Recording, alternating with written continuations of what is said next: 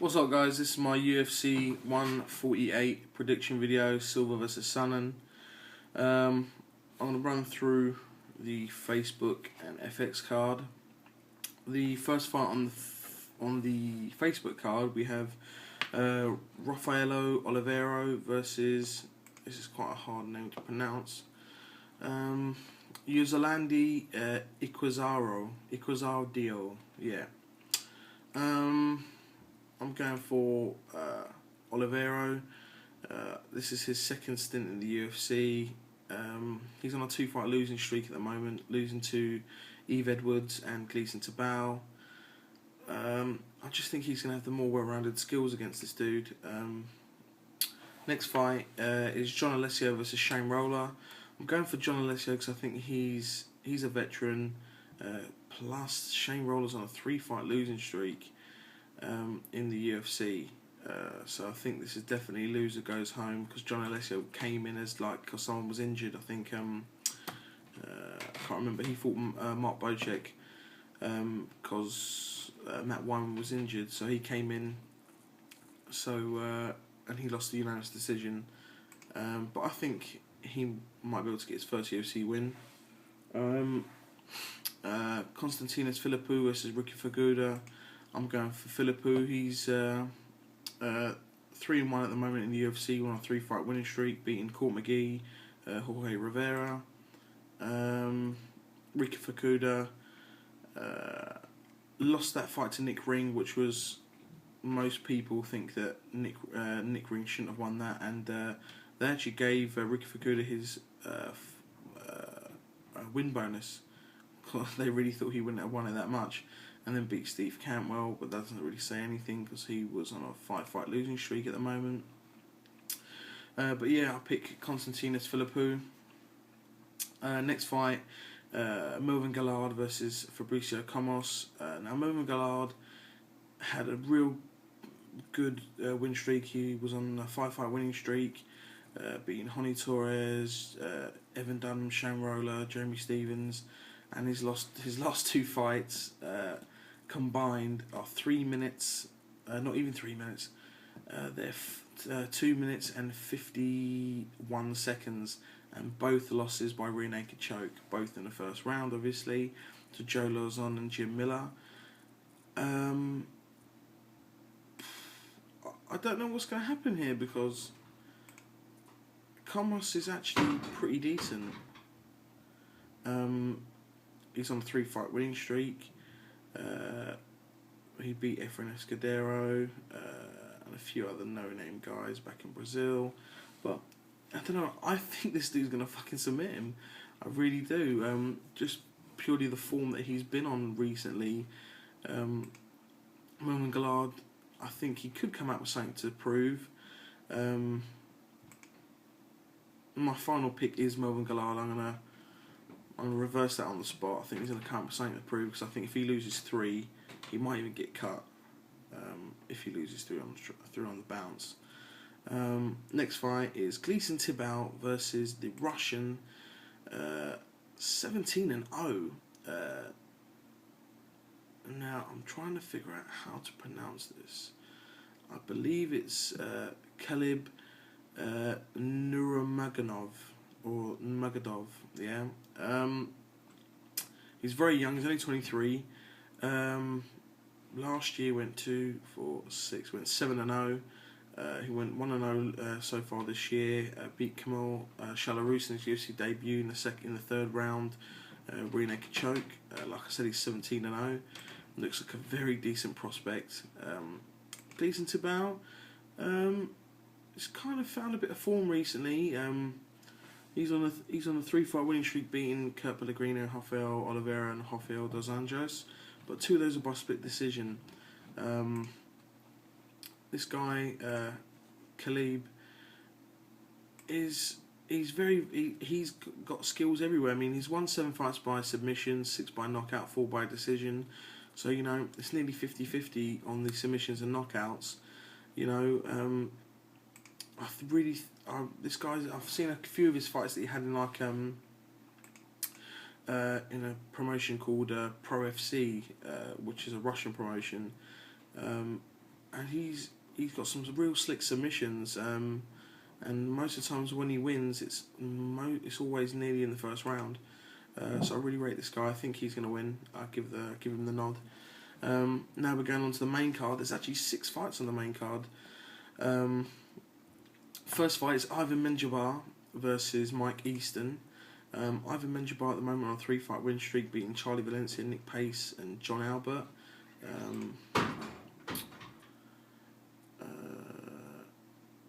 If my page wants to work. Mike Easton, 12-1. He's on a 2-fight winning streak. I like this guy. He's shown me a lot. I think he's very talented, but this is going to be his first bit of step up in competition. Menjivar has fought quite a lot of decent guys. I mean, he's beaten some of these guys. Beaten Joe Lozon, beaten Jeff Curran. He's even fought. He even fought back in the day George St. Pierre in 2002. He fought Matt Serra. He's fought Uriah Faber, Hika Takador, Carl Uno, Brad Pickett. Mike Easton hasn't fought that level of competition. I think it's a bit too early for him to be fighting someone of the calibre of Ivan Menjivar. And I'm going to pick Menjivar in this fight. I'm going to give him the nod. Next fight is a real odd matchup. They're literally giving Chad Mendes a win. It's Chad Mendes versus Cody McKenzie, aka the dude who can only win by guillotine choke. He has, Jesus Christ, 1, 2, 3, 4, 5, 6, 7, 8, 9, 10. 11 of his 13 wins have come by guillotine choke in the first round. So you do need to watch out for this guillotine choke, because if he gets it, that's it. You're gone. And then we've got Chad Mendes, who has beaten, some of the best in his division. Cub Swanson, Eric Kosh, who's currently in line for that title shot. Steven Seiler, Javi Vasquez, Michiro Migawa. Lost by a brutal knee to the face in January this year to Jose Aldo.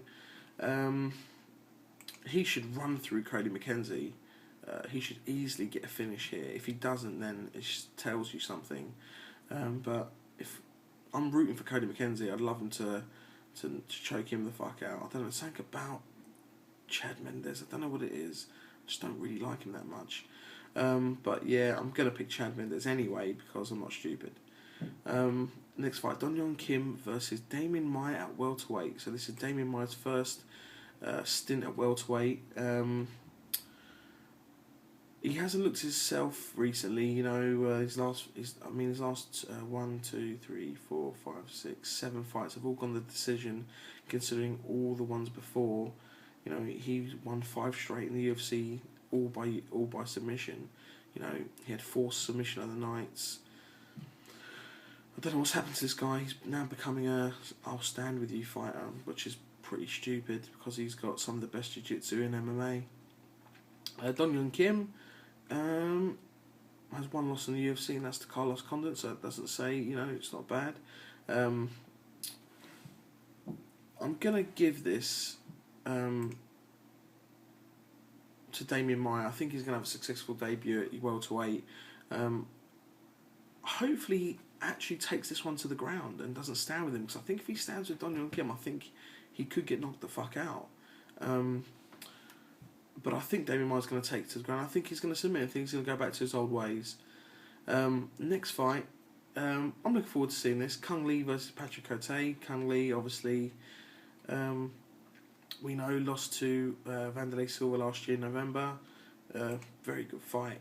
Very good back and forth. But Vanderlei, if he hits you, you're gone.